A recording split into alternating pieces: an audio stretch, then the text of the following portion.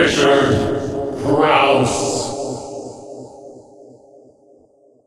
Congratulations on the film. Thank you so much. So you're off to Fantasia. Have you been before? No, I have no idea what to expect. I hear it's just amazing, and I'm very excited. But Have you been to any of these sort of like fan conventions before, or because they are different? The fans there are different. They're going to be like grabbing at you a little bit. Oh no, I'm okay with that. I'm completely all right. I was just at Comic-Con last week, so that was awesome, and I was in South Africa about 2 weeks ago for something, and the fans were just insane there in a great way. It's very loyal, so I'm enjoying it. I don't mind. Yeah, it's a much different kind of fan base, you know, and they do feel like they know you a little bit because they've probably read everything there is online about you and they've seen you in the film. So it is a much different kind of thing than just someone who would see you in a film that wasn't like a genre-based kind of film, I think. Yeah, they do. You know, I do feel that way, and with myself, at least, I'm very interactive online on my Facebook and my Twitter, and I chat back and forth. It's not something that I just do. I keep my fans updated. They do feel like they know me. I do chat back. It's not one of those things where I'm like, they ask a question, I answer them. Right. And, you know, right on my lunchtime, I Facebook 2 people who are from here, fans, and I'm going to meet them. I'm going to buy them a drink at Remy's, yeah. Wow. You just blew 2 fans' minds. I called them yesterday. I said, you know what, I have you on my Facebook, and I want to take you guys out for drinks, so I'm meeting them at my lunch. So, yeah, it's just so I'm all for it. I love being interactive with fans, and it's cool that they feel like they know you. And you know what, people are going to read stuff online, and I'd rather be that person, and they know me well enough where they're like, no, Jackie's not like that, you know? Well, I think also, I mean, you can control it a little bit more. You can control what's out there if you're responding to it immediately. Yeah, I'm a very honest person. It's like, and I know people say, oh, you know, I'm down to earth. It's so cliche. But it's like, I'm really down to earth in a way that I'm very open-minded. Nothing can really freak me out unless you, like, kill a child or if, like, you hurt an animal. Then you'll see me go nuts. But nothing really phases me. So, no, I'm who I am. Yeah, it's fun.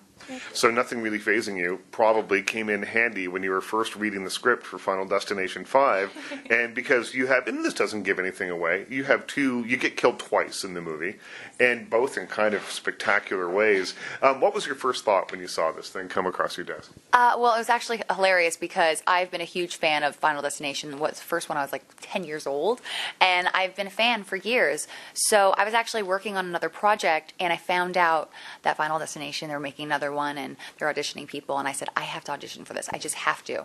So I put it on tape at 6 o'clock in the morning.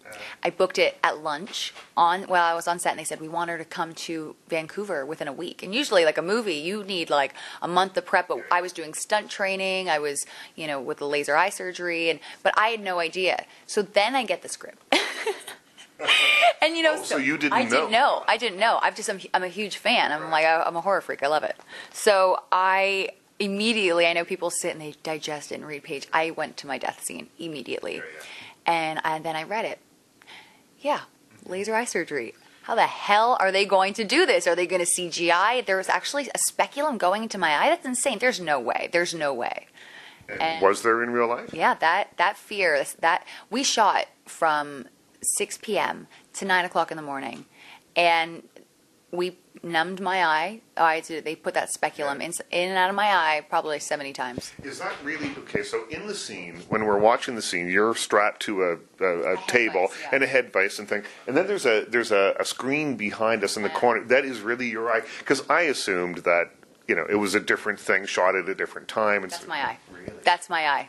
Wow. How uncomfortable was 12, 13, 15 hours of It was very intense because you have to be emotionally there, but luckily that fear and that pain, I gave it my all. You know, we shot, it was a few days of shooting, but that speculum, like the night shoot was like, that was the longest all night, you know, numbing my eye nonstop. So me being very uncomfortable and squeamish and very vulnerable and very, very freaked out. That's me. Like, that is, how could you not be when somebody's constantly putting something in your eyeball and you don't know what's going to happen? It's the most vulnerable part. I mean, you know, I guess lots of vulnerable parts of you, but your eye, because you see it coming, there's nothing you can do it, and no one ever touches your eye. Like, you get, you know, you're used to having people touch other bits of you, but no one ever touches your eye. So it's equally or doubly squeamish, I think. Well, yeah, it is. I'm that kind of person who I didn't like, putting Visine in my eye. I'm so awkward. It like goes on my face. It's,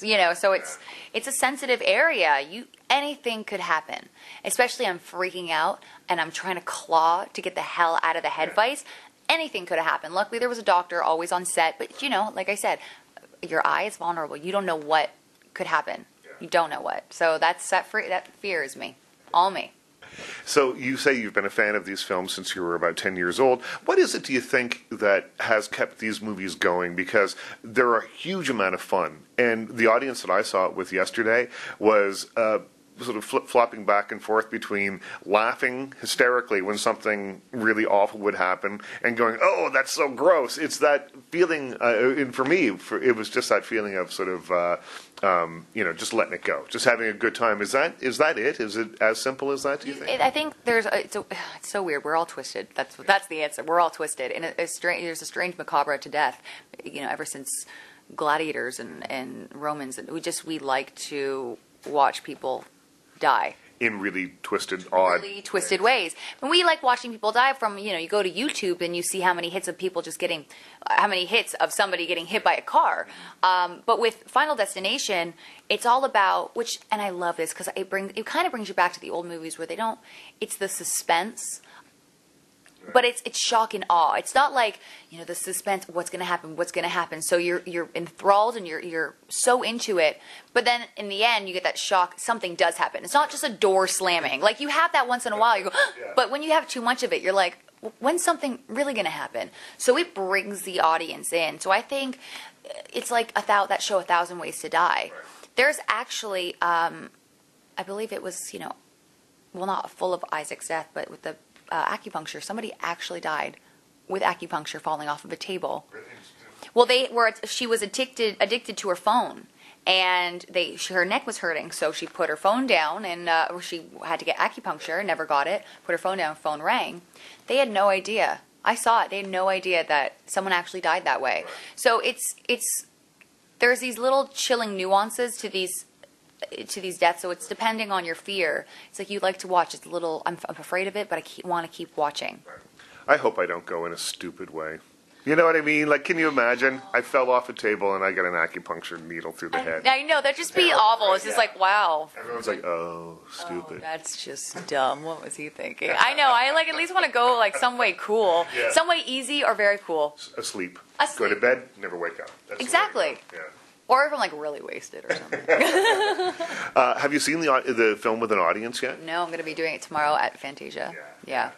That'll be a trip. Because honestly, the crowd that I saw with are jaded, awful film critics, right? Mm-hmm. They're the worst people in the world. And they're sitting there, and the movie starts, and everyone was howling. And it's a film I think that it's okay to be interactive with a little bit. Sure. What's great about this movie, the fourth one I wasn't the biggest fan of. The first and second one were my favorite. But it was great because Stephen Quayle is just brilliant. He's the director. And he worked alongside James Cameron on Avatar and Titanic, and he really has an eye for the effects and how it's going to be shot. I trusted him completely. But yeah, he had the idea of where it's going to go. So it's little pieces of different movies. And I loved it too because it's not like, here's a group of people, let's watch them die. Like, you really see the relationships of people, and they know each other, and you kind of get, oh, okay, well, she likes him, and she's really honest and brutally honest, and there's humor too, and it's not cheesy humor where it's like blood. Yeah. It's like there's dark humor to it, so it's really fun. And then again with Steven, and he really raised the bar as far as death sequences, and just really even the beginning of the movie, with the names coming, it's just different and cool. The opening credits are wicked. So cool. Yeah. Opening sequence is awesome.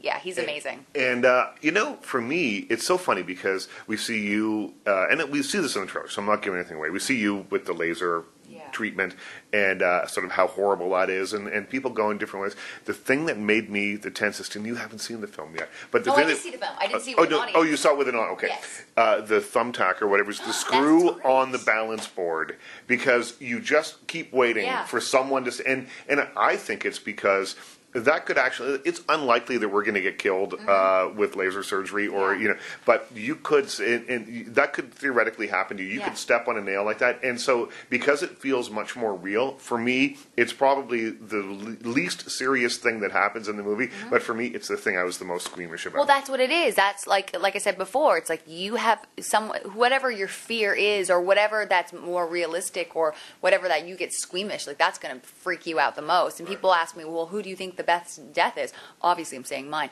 But you know, it's like you just don't know. It's like it could be something as simple as, you know, the bridge and having a fear of heights, and it could be not that scary to someone, like it's just someone just fell, but it's that, well, I hate heights, and that thought of, you know, and so the nail thing. Oh, I was squeamish with that too. And it goes on for a while, right? And that's what the suspense is all about. And honestly, I was closing my, and I knew something horrific was going to happen. I mean, you're expecting it, but that I couldn't watch, and it was just the weirdest thing. But I love that stuff because it is like it's like older movies where it's back in the day where it's like they really did suspense wonderfully. It's just you just are completely in it, so it's a great thing. Yeah. That is our time. Awesome, thank you. Nice to meet you. So much. Richard Crouse.